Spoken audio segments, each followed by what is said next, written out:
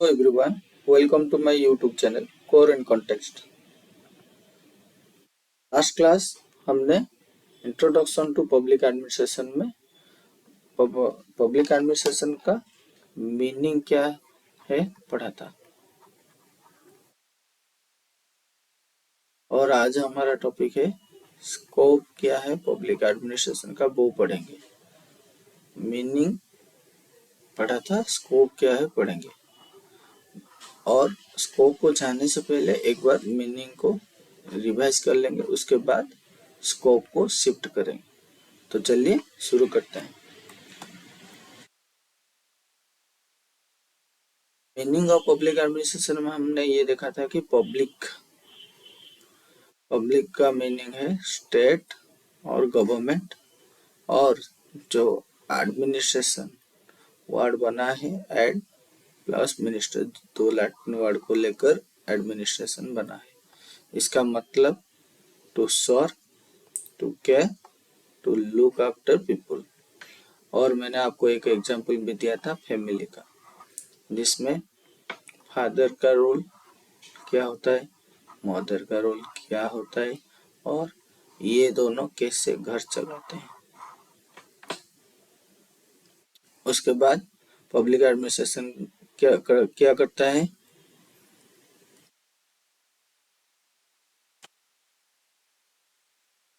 Implementation of government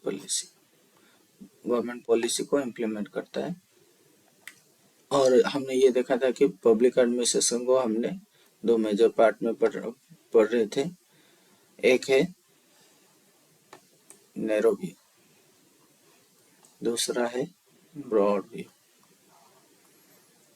narrow view क्या कहता है, नैरो व्यू एग्जीक्यूटिव ब्रांच पे फोकस करता है, और ब्रॉड व्यू गवर्नमेंट के तीनों ऑर्गन्स का इंटरडिपेंडेंस, इंटर रिलेशन पे फोकस करता है। जैसे कि मैंने आपको एक एग्जांपल दिया था आर्टिकल 143, जहां पर प्रेसिडेंट सुप्रीम कोर्ट को कॉन्स्टिट्यूशन रिलेटेड इश्यूज के लिए सुप्रीम कोर्ट का राय मांगते हैं।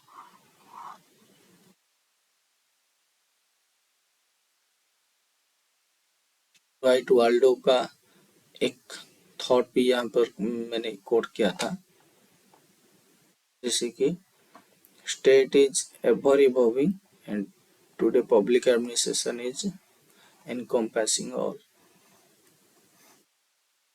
इसका मतलब क्या था, स्टेट जैसे जैसे इवॉल्व करेगा पब्लिक एडमिनिस्ट्रेशन भी इवॉल्व करेगा।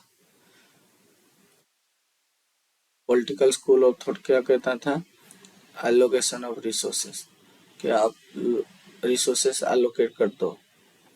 क्यों, गवर्नमेंट एक रेस्पॉन्सिबल बॉडी है, वो हमें सिक्योरिटी, गुड्स एंड सर्विसेज देने की रेस्पॉन्सिबिलिटी रखता है। उसके पास अथॉरिटी है, कोर्सिव पावर है, तो ये गवर्नमेंट का ड्यूटी है। और इसके क्रिटिसिज्म में क्या पड़ा था, क्या हम रिसोर्स एलोकेशन से ही पब्लिक एडमिनिस्ट्रेशन खत्म नहीं हो जाता है। जैसे कि नक्सल एरिया में आप एलोकेशन ऑफ रिसोर्सेस नहीं कर सकते, बहुत प्रॉब्लम होगी, जहाँ पर गवर्नमेंट का एक्सेसिबिलिटी बहुत ही कम है।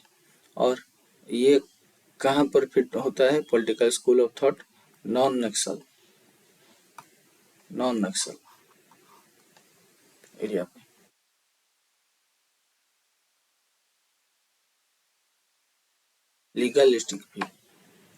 लीगलिस्टिक व्यू क्या कहता है,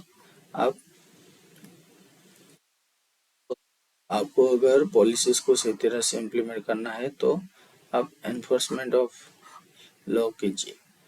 अगर एनफोर्समेंट करेंगे तो आपका पॉलिसी जो बना है वो इम्प्लीमेंटेशन सही तरीके से होगा। सही तरीके से पॉलिसीज को इम्प्लीमेंटेशन करने के लिए आपको एनफोर्समेंट करने की जरूरत पड़ेगी।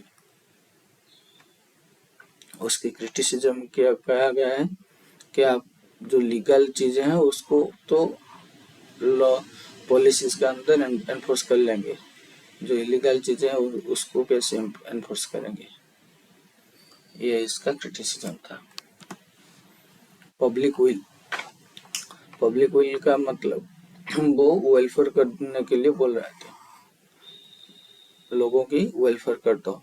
लेकिन अगर वेलफेयर करने से ही पब्लिक एडमिनिस्ट्रेशन हो जाता है तो जो न्यूसेंस होते हैं सबवर्सन को हम कैसे कंट्रोल करेंगे? ऑपरेशन के माध्यम से कंट्रोल करेंगे।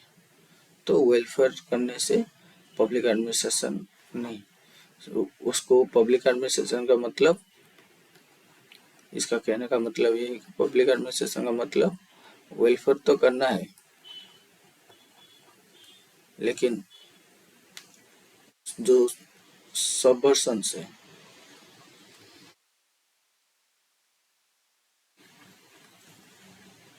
उनको ऑपरेशन के माध्यम से control. Process view, process view का एक ओल्डेस्ट स्कूल है, क्लासिकल ईरा में वो हुआ था। वो ये बोल रहा है कि प्रोसेस का मतलब study of tools and techniques. इसका एक पब्लिक एडमिनिस्ट्रेशन का अपना एक प्रोसेस है, उसका अपना टेक्निक है, उसका वो एक टूल की तरह यूज किया जाता है। और उस प्रोसेस को क्या कहते हैं? पोस्ट कर। ये field management and public administration के डिपार्टमेंट के द्वारा बहुत बार यूज किए गए हैं। मैंने आपको इसका एक एग्जांपल, जैसे कि एक आप प्रोजेक्ट ले सकते हो।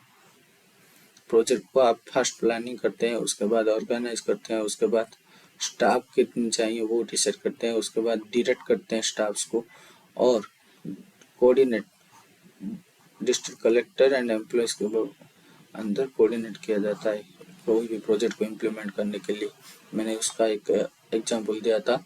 और रिपोर्टिंग कैसे, कलेक्टर को एम्प्लॉयज कैसे रिपोर्ट करते हैं।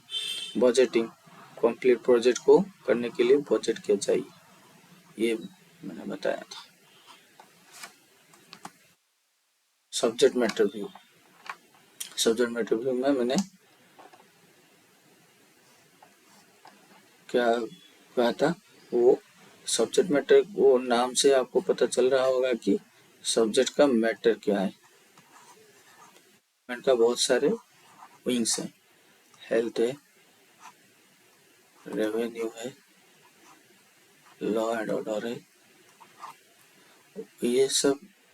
और आप अगर देखेंगे तो वुमेन एंड चाइल्ड डेवलपमेंट का भी है, स्पोर्ट्स है।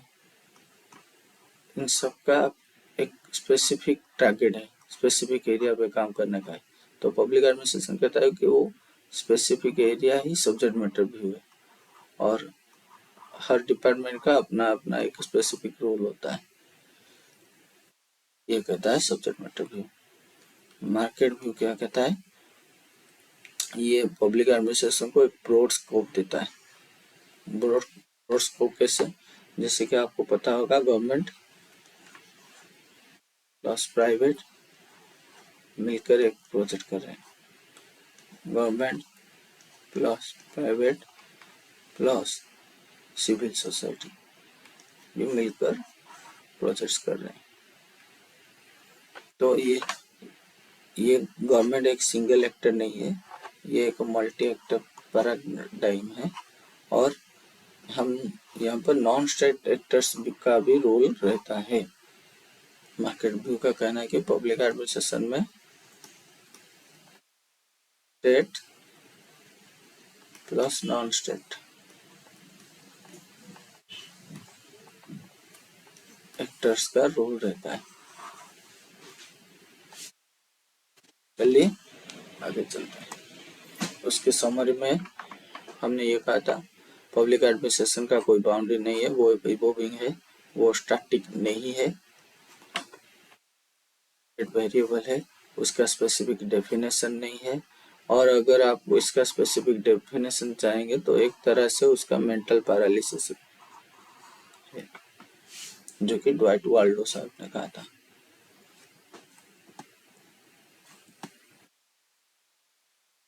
आज हम स्कोप पढ़ेंगे, तो चलिए हमारा टॉपिक स्कोप को शुरू करते हैं। अगर इस चैप्टर से रिलेटेड कोई भी आपको प्रॉब्लम हो तो आप कर सकते हैं, जो मैं आपका प्रॉब्लम को सॉल्व करूंगा। चलिए, हमने देखा था कि पब्लिक एडमिनिस्ट्रेशन क्या है, गवर्नमेंट इन एक्शन है, लेकिन स्कोप क्या है, गवर्नमेंट इन एक्शन से इनहेरिट हुआ है, उसके अंदर है। आप यहाँ पर क्या पढ़ेंगे, स्कोप का मतलब क्या है, स्कोप क्या क्या है, हमको क्या क्या स्टडी करना है, क्या क्या पब्लिक एडमिनिस्ट्रेशन में क्या क्या किया जाता है, क्या होता है, ये सब पढ़ेंगे। और आप यहाँ पर भी देख सकते हो स्कोप को अच्छी तरह से डिफाइन नहीं किया गया है। ड्वाइट वाल्डो साहब ने ये कहा था कि गवर्नमेंट इन एक्शन के बेस पर स्कोप है, scope of public administration vacillating, मतलब इवोव होता है, चेंज होता है, उस टाइम के हिसाब से वो चेंज होता है, और इसका कोई बाउंड्री नहीं है।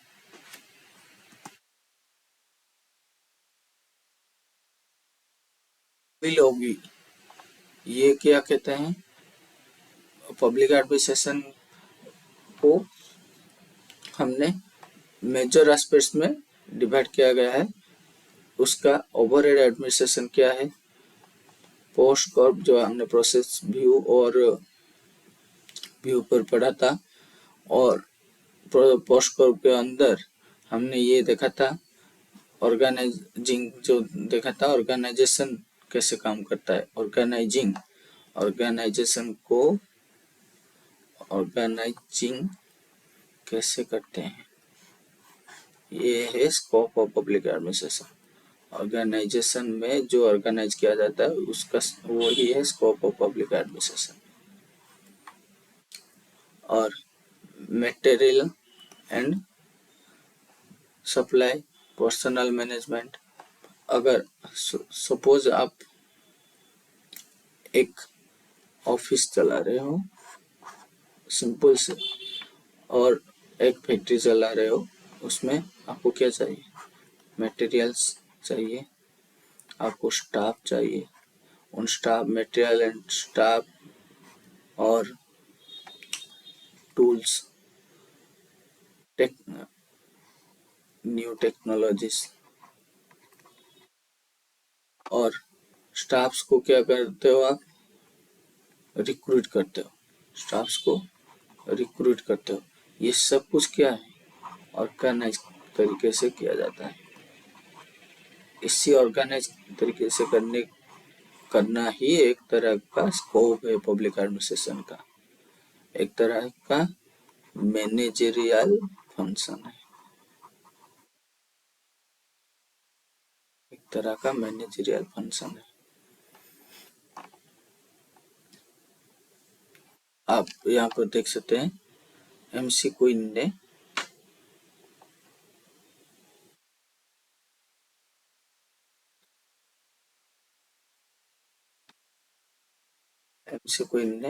यहाँ पर क्या कहा था, 3 M's, man material method,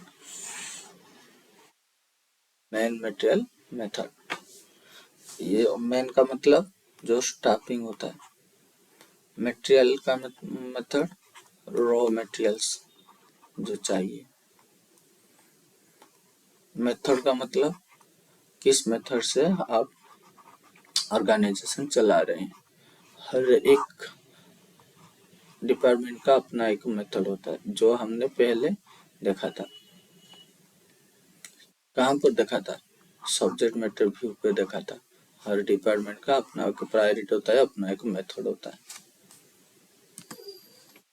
walker क्या कहते हैं, वाल्कर ने स्कोप ऑफ पब्लिक एडमिनिस्ट्रेशन को डिवाइड कर लिया है। एक है थ्योरी पार्ट और एक है अप्लाइड पार्ट। थ्योरी पार्ट में क्या करना है, कि पब्लिक एडमिनिस्ट्रेशन का स्कोप है प्लानिंग करना, रिसर्च करना, इंफॉर्मेशन कलेक्ट करना, पब्लिक रिलेशन बनाना, ये सब स्कोप है पार्ट में कहा गया है। ये एक तरह सा वेरीफाइड जनरलाइजेशन है। और ये स्पेसिफिक है, अप्लाइड थ्योरी एक स्पेसिफिक है।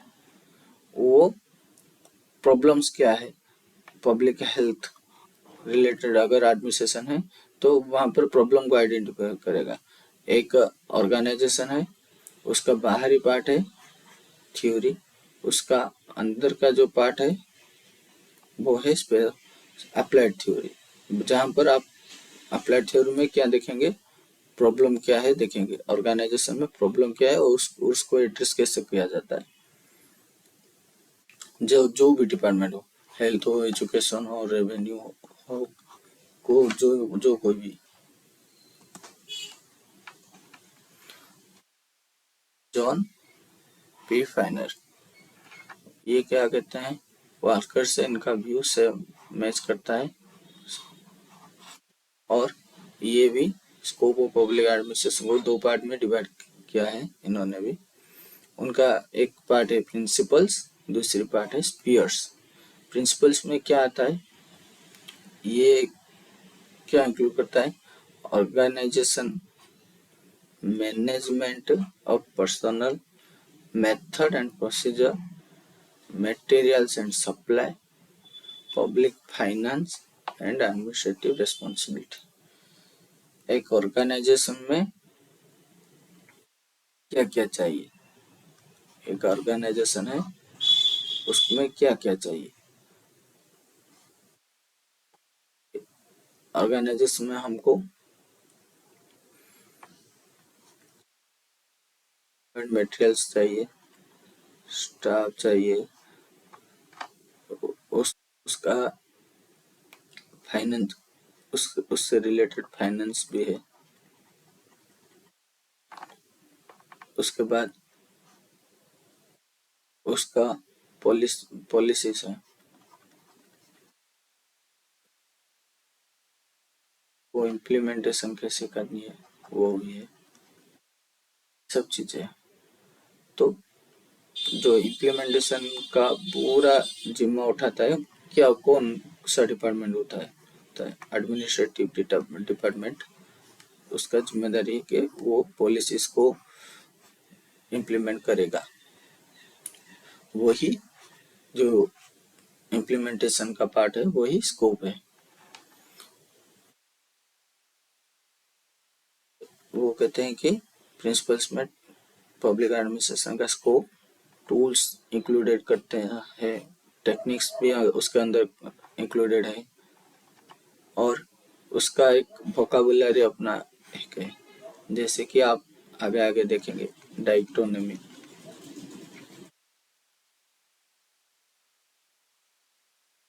एपिस्टोमाइलोजी,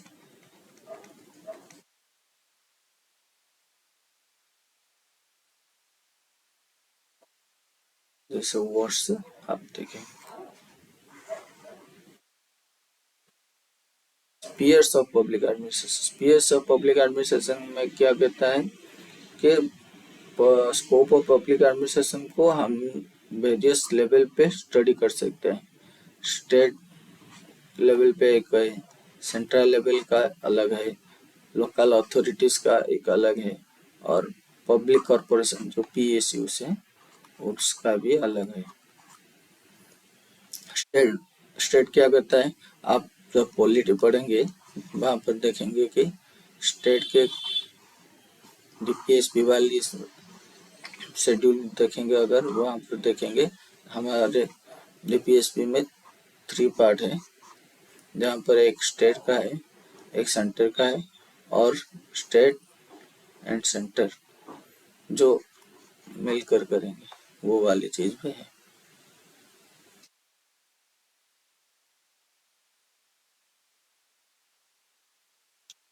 ब्रॉड व्यू पहले से भी हमने पढ़ा था। उनके थिंकर कौन कौन है, एल डी वाइट है, विल्सन है, डिमोक है, जॉन पी फाइनर है। और ये क्या कहते हैं, जो 3 ऑर्गन्स हैं गवर्नमेंट के, वो तीनों ऑर्गन्स की inter dependency, inter relations, legislature, executive और जुडिशियरी का इंटर रिलेशन है। तो मुझे लगता है ये अलग से आपको एक्सप्लेन करने की जरूरत नहीं है। और नैरो व्यू के थिंकर्स कौन है, हाइमान, स्मिथ व थॉमसन। ये सब थिंकर के लिए आपको अब हेडेक लेने की जरूरत नहीं है। अब आगे जब हम थिंकर्स करेंगे तब आप सब इन थिंकर्स के बारे में जान लेंगे। अभी अभी हम स्कोप पढ़ रहे हैं, उसके बाद नेचर पढ़ेंगे, नेचर के बाद सिग्निफिकेंस भी है, सिग्निफिकेंस के बाद पब्लिक वर्सेस प्राइवेट। ये जब खत्म हो जाएगा तब हम थिंकर्स पे जाएंगे। तो आपको अभी वरी होने की जरूरत नहीं है। नैरो व्यू में हमने क्या देखा था, ये एक एग्जीक्यूटिव ब्रांच को फोकस करता है, पब्लिक एडमिनिस्ट्रेशन एग्जीक्यूटिव ब्रांच को फोकस करता है। और ब्रॉड व्यू में 3 ऑर्गन्स का इंटरडिपेंडेंस पे फोकस करता है।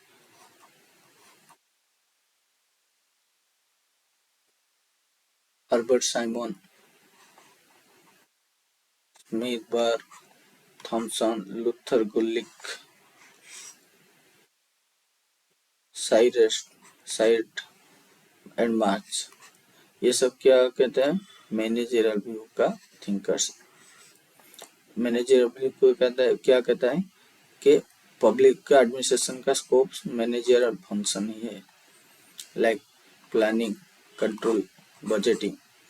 और इसका ये क्या कहता है, स्कोप क्या है पब्लिक एडमिनिस्ट्रेशन पढ़ने का, ये स्कोप है कि मैनेजर पूरा स्टाफ को एक गोल के ऊपर डायरेक्ट करता है, और ऑर्गेनाइजेशन का पूरा एक्टिविटी एक गोल को अचीव करने के लिए डायरेक्टेड हो जाता है। यही है scope of public administration, directed towards one goal. Integral view क्या कहता है, success of organisation different type of activities पे डिपेंड करता है। क्या अगर आप देखे होंगे, मान लीजिए एक आपका दुकान है, आप मालिक हैं,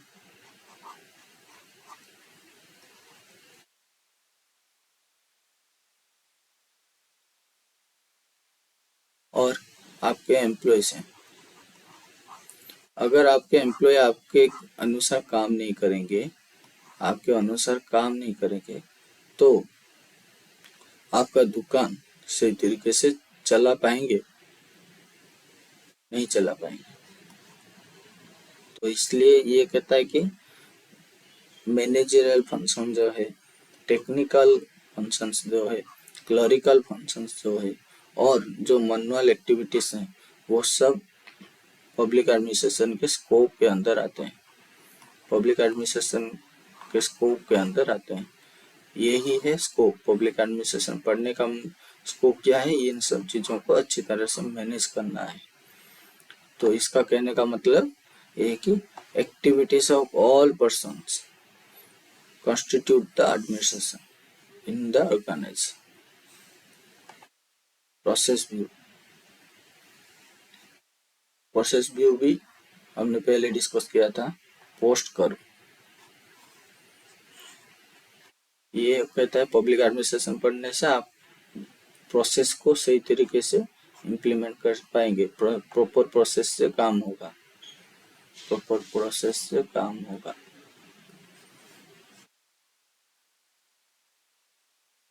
तो मुझे लगता है कि इसका ज्यादा एक्सप्लेनेशन नहीं चाहिए आपको।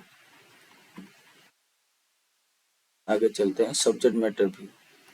सब्जेक्ट मैटर व्यू क्या कहता है, service as the main function. हमने देखा था गवर्नमेंट का बहुत सारे विंग्स हैं, उनका एक स्पेसिफिक प्रायोरिटी है और सर्विसेज, वो सर्विसेज कैसे प्रोवाइड करनी है उसके ऊपर वो काम करते हैं। तो सब्जेक्ट मैटर व्यू क्या कहता है, services as the main function of public administration and the public policy must be included inside the scope of public administration. Public policies health related policies होते हैं, टैक्स रिलेटेड पॉलिसीज होते हैं, law and order maintain करने के लिए policies आते हैं, women empowerment के लिए पॉलिसीज आते हैं, फूड मैनेजमेंट के लिए पॉलिसीज आते हैं। ये सब कुछ स्कोप पब्लिक एडमिनिस्ट्रेशन में इंक्लूड कर लेनी चाहिए, ये कहता है सब्जेक्ट मैटर व्यू।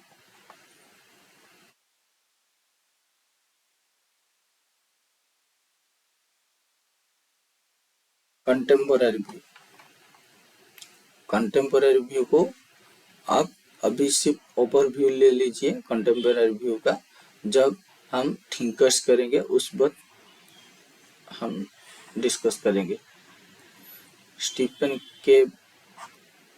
के बेल्ले एंड रिल्ले, ये दोनों है। एडमिनिस्ट्रेशन का 4 डायमेंशंस है आज पर कंटेम्पोररी व्यू। एक डिस्क्रिप्टिव, दूसरा नॉर्मेटिव और वैल्यूज, तीसरा अजम्पटिव, चौथा इंस्ट्रूमेंटिव। ये क्या कहता है, डिस्क्रिप्टिव कहता है कि वो ऑर्गेनाइजेशन स्ट्रक्चर से डील करता है, हायरार्की उसका है, colour chain, span of control, ये दोनों चीज आप याद रख लीजिए, आगे हम डिस्कस करेंगे इसके बारे में, कलर चेन क्या है, स्पैन ऑफ कंट्रोल क्या है। तो एक तरह से आपको पता चल जाएगा डिस्क्रिप्टिव क्या कहता है, public administration, scope of public administration का स्ट्रक्चर क्या है, आउटलाइन क्या है। उसके बाद emphasis is that ought to be done by practitioner. यहाँ इसके अंदर जो प्रैक्टिशनर होंगे वो कोई ना कोई थीम पर काम करेंगे। जैसे कि आप अभी प्रिपेयर कर रहे हो यूपीएससी के लिए, तो आपका एक मोटिव होना चाहिए क्या करना है। Assumptive, what the practitioner are doing, and instrumentive, वो करने का प्रैक्टिशनर को क्या चाहिए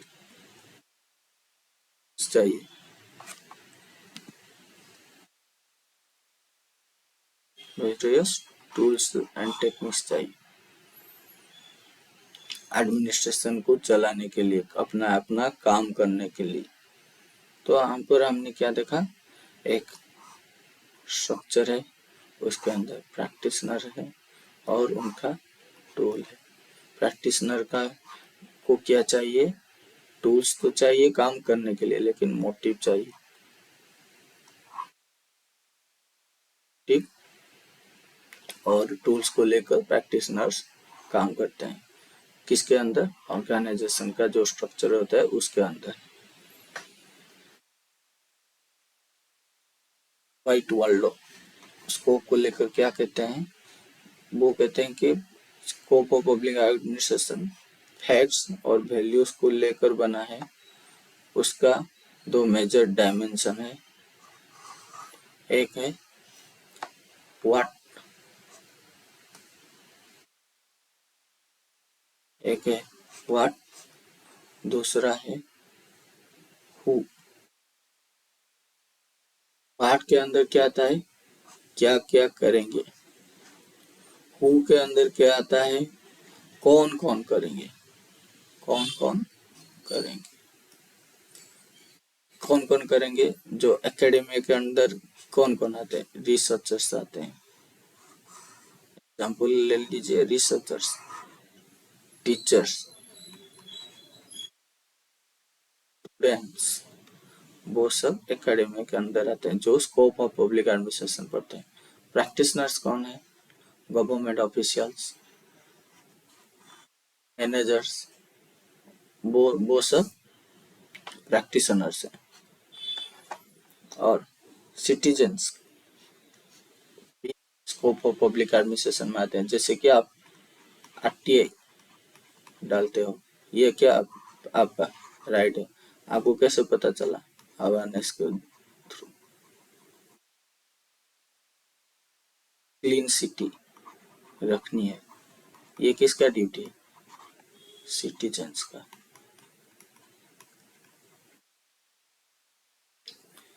आपको एनवायरनमेंट रिलेटेड हार्म काम नहीं करना चाहिए। आपको कैसे पता चल रहा है? अवेयरनेस के थ्रू। तो इसलिए स्कोप ऑफ पब्लिक एडमिनिस्ट्रेशन का बाउंड्री कितना बड़ा है ये आप अभी अंदाजा लगा सकते हो। गवर्नमेंट हो गया, उसका पीएसयू हो गया, उसके बाद सिटीजन हो गए, और अलग से देखेंगे तो प्राइवेट सेक्टर रह गया। गवर्नमेंट और प्राइवेट सेक्टर मिलकर काम कर रहे हैं, और उसके साथ सिविल सोसाइटी भी आ गया जो सिटीजन्स के अंडर ही आता है।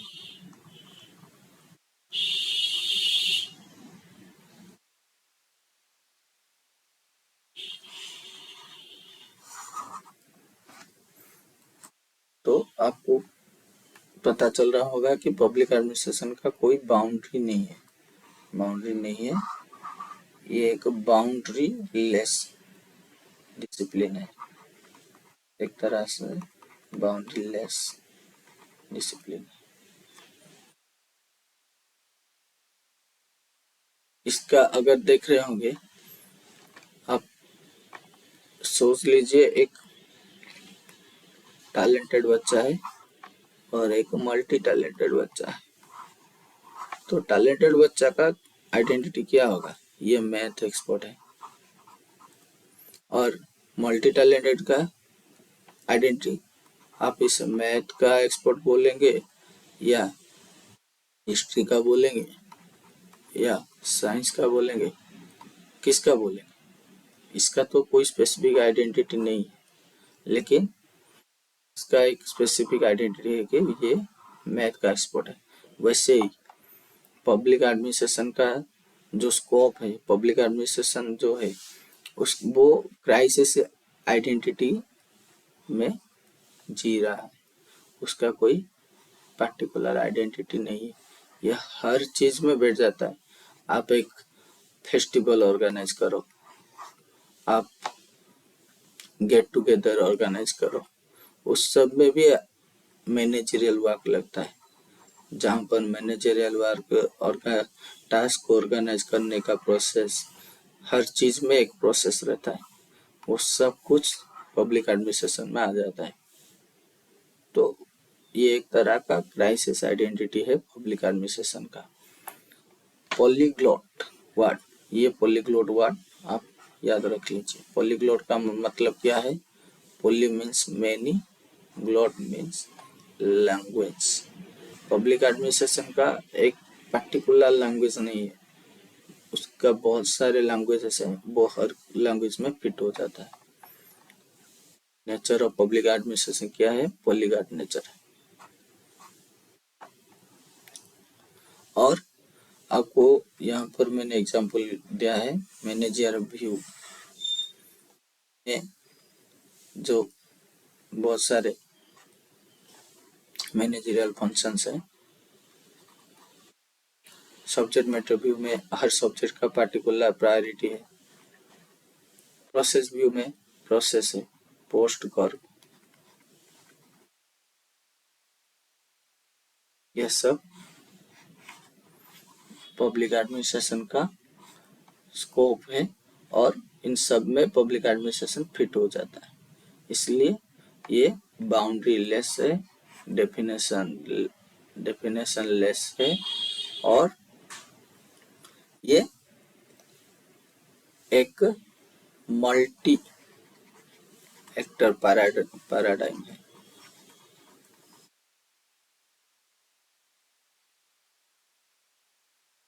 तो आज के लिए इतना ही। अगर आप सभी को मेरा ये क्लास अच्छा लगा आपको, तो प्लीज लाइक, कमेंट कर दीजिए। आपका अगर कोई प्रॉब्लम है तो मैं वहाँ पर सॉल्व करने की कोशिश करूँगा। और आप किसी ज़रूरत बच्चे को जानते होंगे जिसको पब्लिक एडमिनिस्ट्रेशन पढ़नी हो, उसे ये शेयर कर दीजिए। और मेरा अगला कोर्स सारे अपडेट्स के लिए सब्सक्राइब कर दीजिए।